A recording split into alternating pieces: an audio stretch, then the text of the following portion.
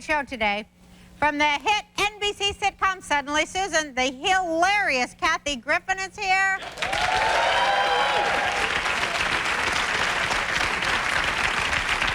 And six-time Golden Globe winner Angela Lansbury stops by.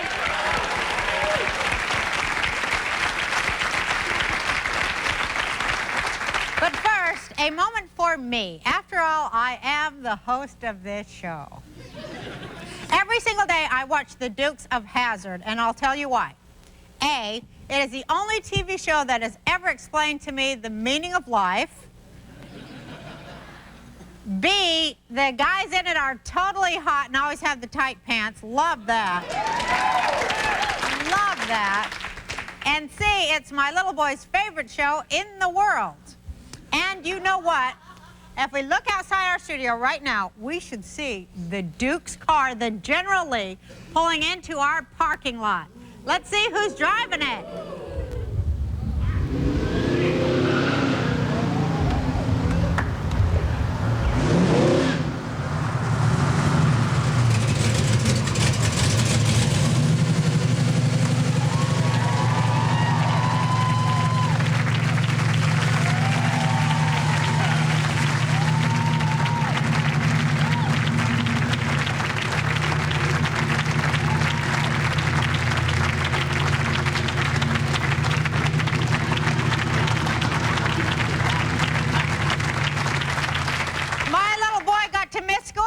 To meet that hot hunk of love, John Schneider.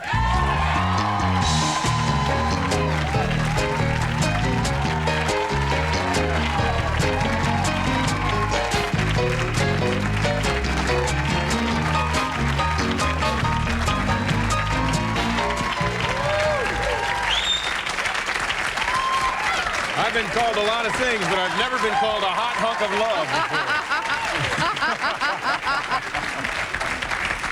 before. You know, you have no idea how much I really and truly love the Dukes of Hazzard. Well, thank you. Just love that show. I understand Little Buck is a big fan. Oh, yeah. Right? Well, all the you know, episodes and things. It's so weird because when my other son, who's going to be 21 in a month, when he was 3, this was his favorite show, too, and I have a little tape recording of him talking about the Dukes. Oh, wow. And now my little boy is that same age, and they share the little Dukes of Hazzard car and so the whole they've got thing. some, well, here, they don't have to share anymore. Let me Oh, boy, look there, at that. Oh, Mr. the Buck. General Lee. Oh, he's going to love that. Put that out there to Buck. So they don't... how nice. Well, Thank yeah. you. That's sweet. So they've got a show to share. Well, that's cool. Yeah, because, I mean, you guys are like heroes to a whole new generation now. It feels really great. I've got 3 kids myself now, and for a while there, Dukes wasn't on anywhere. Right. And the little kids, I mean, I started at 18 years old doing that show, so everything I knew... You were 18? Yeah. Oh, my God. So mostly what I knew were kids coming up, and, you know, Bo Duke and Luke Duke were kind of the heroes for the kids, so it was really, it made me cry. It would really hurt my feelings when, for about 10 years, when little kids thought that Doogie Howser was there. Doogie Howser? No, Dukes of Hazzard. What's that? They'd say. Oh. And I'd go like this. There was a blank spot, and now... There was a blank spot, and now thanks to the great folks at the Nashville Network, this show's been on the air now for, I think, a little over 2 years. Right. And kids like Buck are now sharing with their older brothers and their parents. Yeah.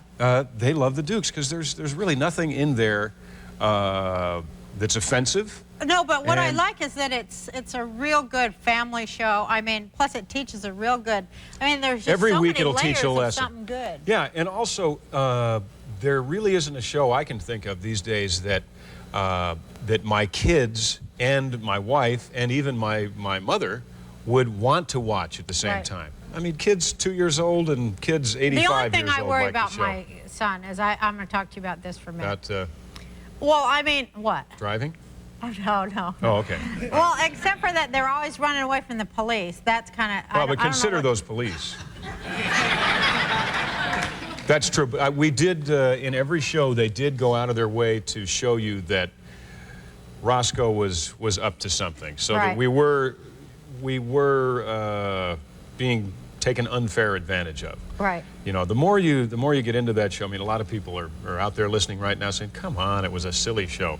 But there really was. I agree with what you said. Well, it definitely had a Robin Hood message in it, didn't Yeah. it? Yeah, I remember Uncle Jesse once saying that the Dukes, we take revenge against property, not against people. Right, there was always that. Oh, I have to tell you the best Uncle Jesse. I buy kosher meat, and me and my little boy were at this kosher meat market, and there's this picture on the wall of this old rabbi, and my little boy goes up, and he goes, Mama, look, it's Uncle Jesse.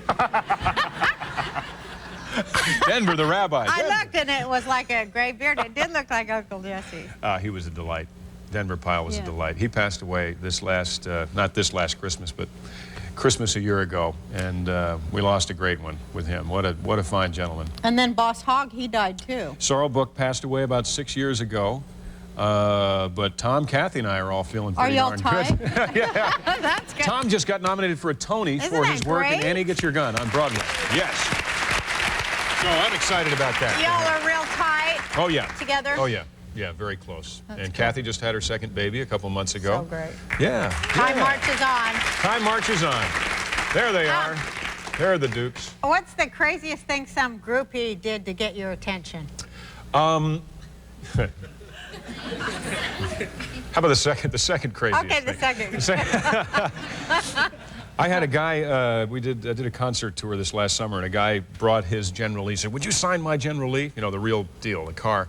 And he brought it in on a flatbed because, number one, he wanted me to sign it, but number two, he wanted to know what kind of shocks we used in the real General Lee, because obviously when he jumped his, it broke. Oh, my gosh. So I signed his car, and I tried to tell him, to convince him that, you know, man, this is a television show. We had 229 of those cars. You did? Yeah. Don't go jumping your Charger. There's not that many left. So y'all would like roll one and get it in the shop and bring out another one, Oh, right? yeah. We had at least 13 ready to go at any given time. All done out in Saugus. Well, actually farmed out to a lot of different places. Wow.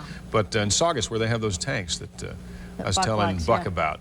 You know, I was thinking that if I was ever going to do bring back a classic show and produce it, I would really want to, you know, that show? Bring that show back, because I just love that show so much. It's so nice to hear you say every that. day. Well, we tape it every night because it comes on at 9, and then we watch it while we have our oatmeal in the morning. Yeah. And I know like I mean, it's way too crazy. I love that show though, and thank you so much. We're going to talk more after this commercial. Talk about the Michael Landon We'll find out what you've been up to. Okay.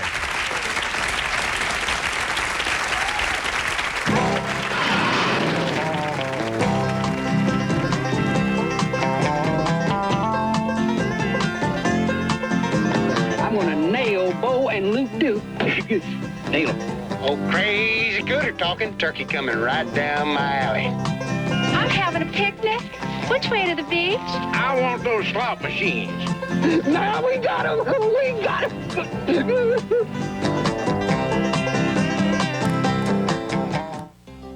With a big family like ours, every dollar counts. So we called Unistar Auto Insurance. Now we've got monthly payments we can afford. Our Unistar agent is like one of the family. ¿Qué pasa, amiga? His personal service is great. He saved us over $300. Thanks, Unistar. Call Unistar today at 730-STAR and get payments as low as $29 per month. As low as $29 per month. You'll get star treatments at Unistar. I used to wonder if I was too old to go back to school. Now I know I wasn't alone. I used to worry about my future. Now I know I have one. I used to wonder if I made the right decision. Now I know. I should have called sooner. Get a start on your future now. Call 1-800-ITT-TECH for an informative brochure. That's 1-800-ITT-TECH. Bill consolidation? It sounds great until you find out you have to have good credit and a house to qualify. Now there is help from the federal government. That's right, under Federal Law 11 U.S.C. Section 1301 to 1330, you can consolidate your debts no matter how your credit is, good or bad. And you can pay back your unsecured debt at 0% interest. Call the free 24-hour recorded information line at 458-2515. Call now, 458-2515. I'm a good person with less than perfect credit, but I still needed a car. At Capital Car Credit, you've got a friend. Now I have a great car, and I'm reestablishing my credit. I needed a car to get a job, but the bank said I needed a job to get a car. At Capital Car Credit, you've got a friend with 2 locations in Austin. Call 1-888-GET-A-CAR. We accept all credit applications on the spot. Get the respect you deserve at Capital Car Credit.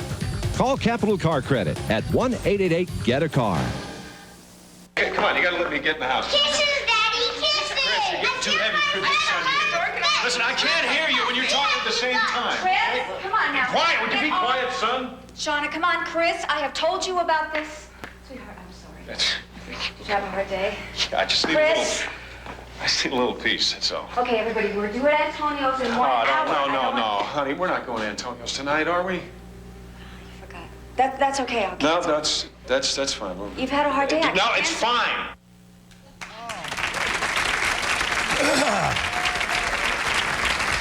Thank you.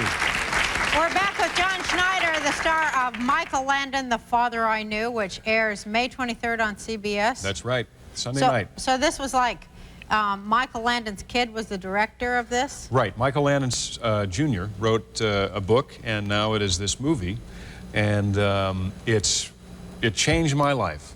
Why? Well, because I'm a father of 3. This is my second marriage.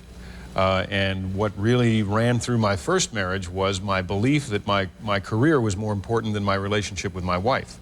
And I found out that, I mean, Michael Landon was a wonderful, wonderful guy, but he had that such drive and such ambition, and he did his work at the expense, I believe, of his relationship with his family. Well, now, is this like a mommy dearest kind of movie? No, it's just you really have to think. What this movie is about thinking about divorce a lot more seriously than perhaps you would. I think we have a tendency, at least I did, I had a tendency to think, well, this isn't working out, so let's get rid of that and we'll move on to the next. Well, it's devastating on the kids, and that's what this movie's about. You don't wind up saying, ooh, Michael Landon was a bad man. No, Michael Landon was a wonderful man.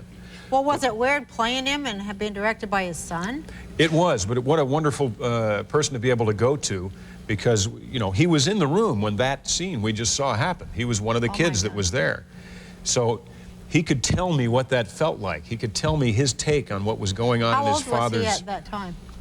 When that scene was happening, I think probably 13, 14 years old.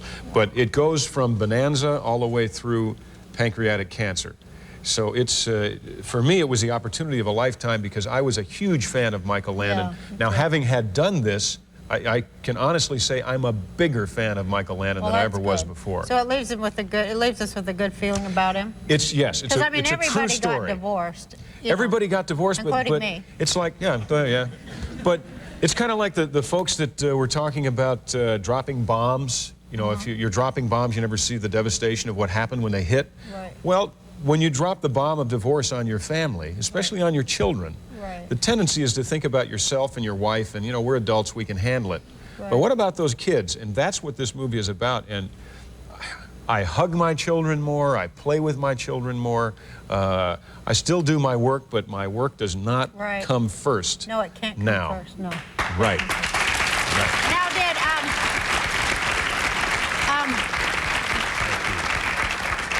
by the time he passed on, did Mr. Landon and his son have a good meeting of the hearts? Yes, it was not, it was right before. And it was at the insistence or the urging of Michael Jr. Wow. That, and because Michael Sr.'s thought was, I have this new family. He had a new wife, he had Cindy, and as my understanding is that he was so concerned that the new children not be afraid that Daddy was going to die, that have that not, having people hang around and crying and all that, that he was very specific. He said, I don't want any tears, I don't want any phony laughter, I don't want any of that stuff. In fact, I want the bigger kids, I want life to be as normal for the little ones as possible, so I want you to limit your visits to just the weekends. Wow. Well, if you look at that from one side, you think, wow, that's really hard. But if you look at it from, if you had a couple of kids Buck's age, and you didn't want to throw something weird into their lives, you've got to pick. Well, parents have to make devastating choices. Yes, they do. And parenting is very difficult. And this is a movie about how difficult it is to be a parent. It just happens to be about Michael Landon. Right. Yes. So what an honor. I think it's cool too to show the effect on the kids, because we don't ever get to see that, really. Right. We don't. It's good. We don't. So I'm delighted to be a part of this movie. It's on Sunday night, and please watch it. I think you'll love it. And I everybody really do. said I your hope so. acting is great in it. Well, gosh, it was the easiest thing I've ever done, because it was so real. Knowing that Michael Jr. was upstairs in the room when this devastating conversation was taking place, just fired me up. I really don't remember doing much of the movie. It was so real. Wow. It was so conversational. So that's a... Well, I'm watching it now. All right. Now, is Michael Landon going to get in any car chases or anything? No. No, but the show that I'm going to do for PAX TV, I'm not in it, but I will orchestrate and design a wagon race. All right. We will have the fastest wagon on television, I guarantee that. Thank you, John. Thank you for being My here. pleasure. My pleasure. Now, at the end of the show, you're going to check this out. At the end of the show, you're going to take me for a ride in the General I'll take Lee. you for a ride in the General Now, maybe Lee. Buck will go in there. He's a little afraid. Maybe Buck will go in. Well, if you go in, maybe he'll be all right. Yeah, I think I got to put on a blue plaid shirt. Sure. Yeah, or something. That's right. You play Luke, right? Yeah, I'm Luke. Well, we do this. He's Bo, I'm Luke, and his nanny Linda is Daisy. Yeah. Well, that'll work. It's fun everywhere we go. Okay, well, when we come back, one of the funniest women in prime time, Suddenly Susan's Kathy Griffin.